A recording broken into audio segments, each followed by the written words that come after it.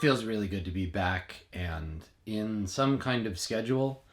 I found that scheduling, maybe more than any other tool I've ever tried using, more than meditation, more than guided breathing, more than like mindfulness or cognitive behavioral therapy, more than anything else I have ever tried to use to combat feeling bummed out about stuff, scheduling is the best one. It's the best tool. Making sure that I know what I'm doing every day, at what time, when things are hectic, is so useful for me in just not feeling panicky and stressed out. So, this is our allotted time together to schedule a little chat and to put together the vlog.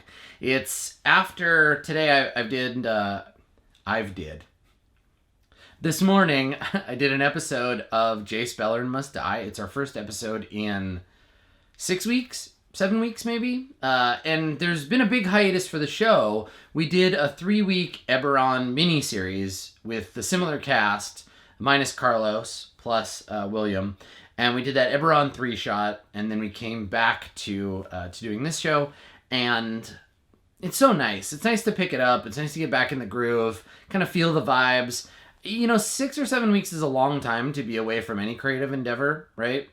And taking breaks is good, but think about the last complicated role-playing game you played. Maybe it was a computer role-playing game, maybe tabletop, doesn't matter. But imagine not playing it for 7 weeks and then jumping back in and trying to remember where you were, right? Now, thankfully, in Jace, TK takes really amazing notes. So we were able to review the notes before the episode and jump right back in. And it felt really good. The show is so weird. In a lot of ways, Jay Speller Must Die it's a D&D game in name only, in the sense that Dungeons & Dragons itself provides very little in terms of that game's ongoing stuff. The fact that Rode is a monk or Winnegar is a sorcerer matters so little. It reminds me so much of playing Mirror Shades, in the sense that we're playing a game and the rules of the game and the game's narrative don't really fit very well together, and we're just using them to kind of decide when there is a chance something could go wrong.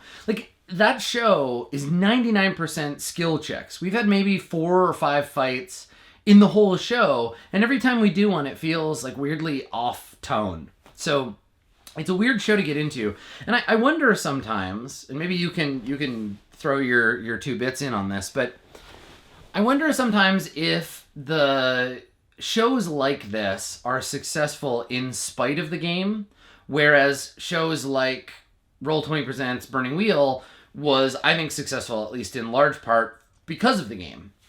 I'm a big viewer of games as games, right? I like watching role-playing game campaigns. I like tuning in.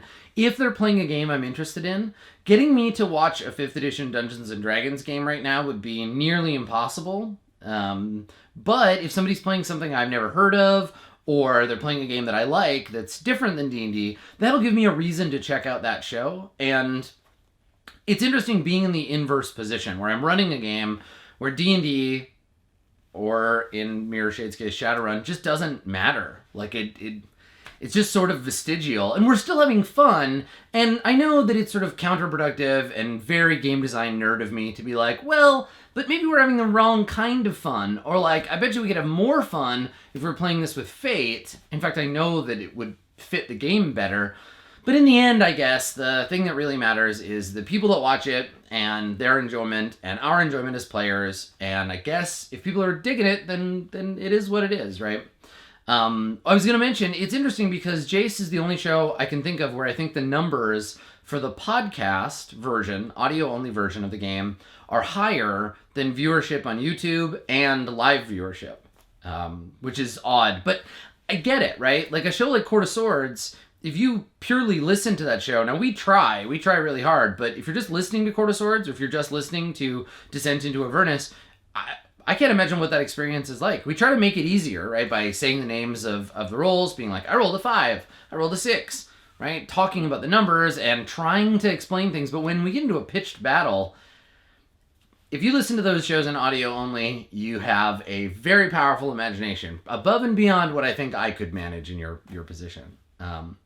So I did that this morning, and then we did a 2-hour episode of Ironsworn, which has become a fun little 2 or 3 hour session, one-player RPG that I can play. I mean, it hasn't become a one-player RPG. It's become part of my kind of content universe where I want to do an RPG thing, and I don't really feel like playing with a bunch of other people, but I want the audience there. I want you and me to interact. Ironsworn is a dark fantasy kind of Viking by default game with lots of gaps for you to fill in. And it has a solo mode, which I've been playing. I'm on episode 3. We just did that today.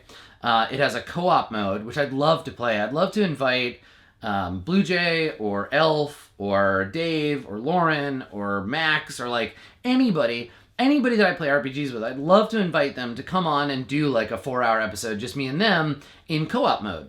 I think we'll do that with this show eventually, once I really internalize how solo mode works. And you can also play it like a regular RPG. We did a first look. I've done some content. You probably know all about it already, but I did that today, and that was really fun. It's tough because I look at, other people who stream. I look at Ko and JP, and to a lesser extent like Zeke, people like Sam, who stream like marathon sessions. They'll stream 8 hours at a time, 10 hours, 12 hours. And I have this mixed sensation of like both pity and envy, which is such a complicated mix of feelings to be like, I wish I had what you have, which is to say the endurance to stream for 10 hours at a time and the rewards that come with it, right? Because the longer you stream, the more people see your stream, the more likely people are to sub, that kind of thing. So I feel envy. I wish that I could make that happen with my brain. But even games I really love, even like Death Stranding, 10 hours in and I'm so fried. It blows me out for the rest of the day, and I always have so much stuff going on. I need to be able to stream a little, do something else, stream a little, write some email, stream a little, work on a game design, right? But I have envy. But I also feel pity for people whose audience has developed such that they expect these like marathon streams. I'm really thankful that I'm able to have found the success that I have with an audience that appreciates that sometimes like a 3-hour stream is the day's stream. Like that's what I'm gonna do, and I really like being able to have that flexibility. So, it's a funny thing to see the numbers drop, to come back from vacation and to start working again and be like, I could stream more. I could do like 4 hours or 6 hours, but I wasn't really feeling like, I don't know. I feel like that creative energy sometimes outwears its welcome. And I suppose if I was playing a game that was based on turns, right? I played Civ quite a lot, big long streams, or where it was just like, okay, one more level of the dungeon or one more encounter or one more thing. And that I was responding more to creativity rather than like creating it. Playing an RPG by yourself is exhausting when it's for an audience, because I'm essentially doing all the GM and the PC stuff, and I'm making up conversations between me and me and me, and I'm trying to make it entertaining for you, and it's a totally unique experience. I'd never really felt anything like this. Like even the original spreadsheet streams came pretty close, but playing Ironsworn feels totally different, which is great. I like it. I'm really into it. So, I don't know, maybe check that out if you're interested. The game itself is free. I feel like I've talked it to death lately, so I'll probably just play it now and you can watch it.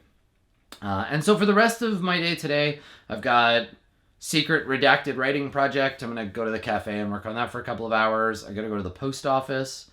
I think I have some miscellaneous stuff that I ordered waiting for me there.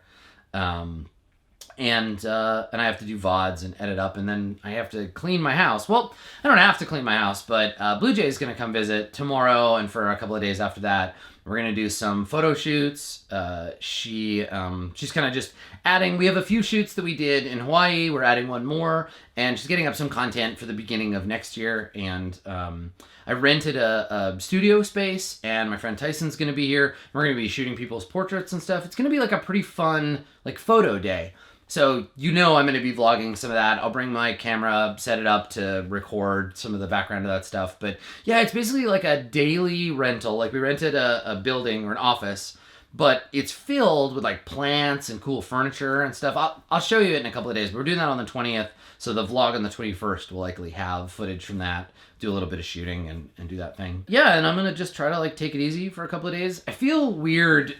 We've talked about this, and I talked about it a lot. I'm bad at taking time off. So even though going to St. Louis and coming back was work, definitely work, 4 days of work essentially with travel time, Even though I know that was work, I feel like I haven't worked in a long time, and it feels weird to do a couple of days back and then immediately go like, well, I'm gonna take some time off. But also I recognize that time off's good for your brain, and if I don't like actively step back from worrying about work, then I will go off the deep end, and that's not good for me. It's not good for you. So yeah, so I'm excited. Blue Jay's coming to visit. Tyson's going to be here.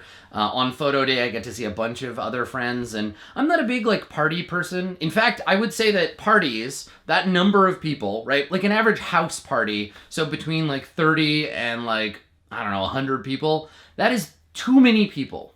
Any less than that, and I feel, like, pretty comfortable, you know, small room, I'm having one conversation at a time, that's fine. Much bigger than that, right? Crowded streets of Tokyo, don't give me anxiety, but holy, like, party amounts of people, you know, that totally makes me uncomfortable. So the holiday season, usually I'm like, God, I don't want to go to any obligatory parties. Please do not make me go to any of these things. I have no plans for Christmas. I have no plans for New Year's, but my friends are going to be here in town, and I get to see a few of them, and for a specific reason, right? We're going to the studio, we're going to shoot photos. Tyson's a photographer, I'm a photographer. Blue Jay's gonna do some shooting. I'm gonna shoot some photos of her. She'll shoot some photos of me. I promised Tyson I'm gonna shoot some photos of him. We have friends coming in who are gonna get portraits done, and it's a nice activity, and that's the kind of socializing I can manage, right? I like activities. I like being like, all right, there are too many people here for me to feel comfortable. 5 of you, come play this board game with me. Let's focus on that. Let's go play a role-playing game. Let me run a one-shot of something. Like, give me an activity with constraints and rules to understand so that I don't feel all socially awkward. So I have planned my holiday season for that very thing.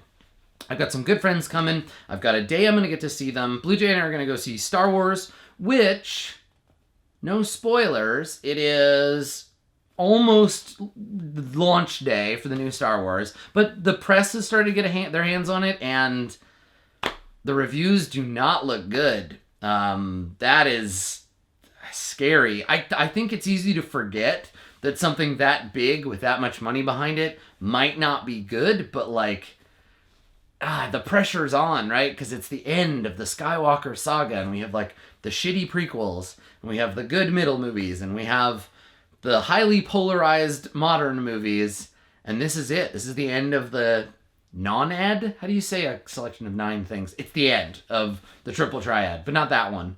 But that one's over too. And so we're gonna go see it, and I'm gonna have some feelings, I imagine, for trailer time, if it is the way that some of the critical reviews have shown.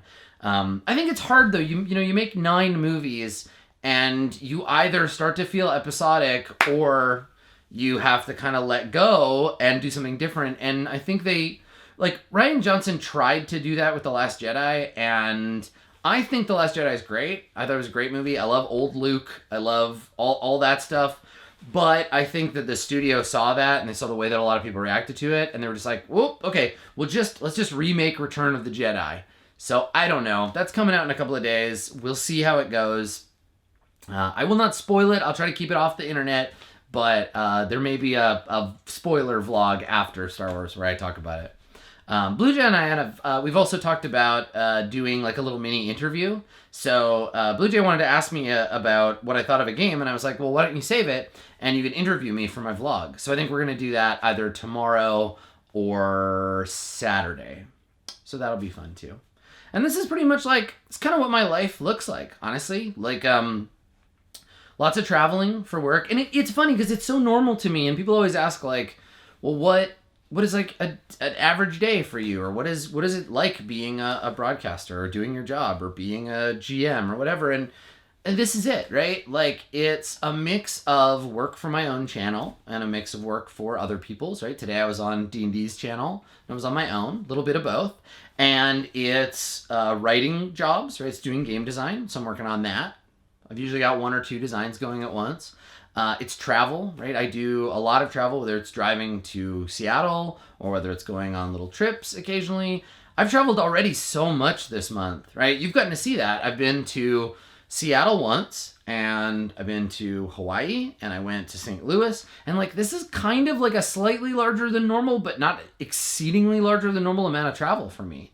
So I do a lot of traveling back and forth, various places, and most of my life is just spent like kind of in this room or in my office, both of which you're pretty familiar with, just living life, getting through things, making things, creating art and contributing to projects and talking to my camera and sharing things with you. And that's pretty good.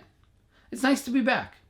It's nice to be home, and it's nice to be settling into the regular daily rituals that make up being a person.